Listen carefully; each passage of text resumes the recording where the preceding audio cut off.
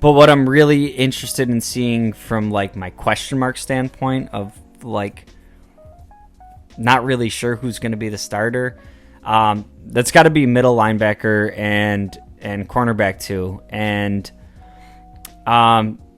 so it started out Tyrell Dodson was, getting the first team reps, and a lot of positive messaging coming out about, him being a dog, him being a ball player, all that. And Terrell Bernard got some work in there. And then day 3, we're hearing very kind of similar messaging with Baylon Spector, who, he was on my radar for this job, and pretty much anybody that plays linebacker right now has to be on the radar just because nobody really has a lot of starting experience. Nobody has like a super high draft pedigree.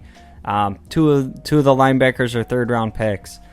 I wasn't expecting Baylon Spector to come out of the woodwork this early and kind of start making a name for himself. 7th-round pick a year ago, didn't really get much action outside of special teams last year, and sounds like he put together a couple of really good practices. He had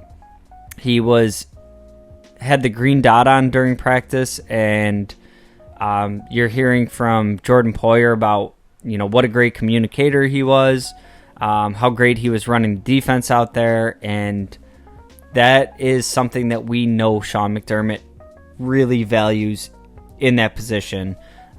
He's talked about the possibility of the green dot going to somebody else on the defense, but how much he prefers it to be that Mike linebacker. So keep an eye out on Baylon Spector. It sounds like he's making some noise.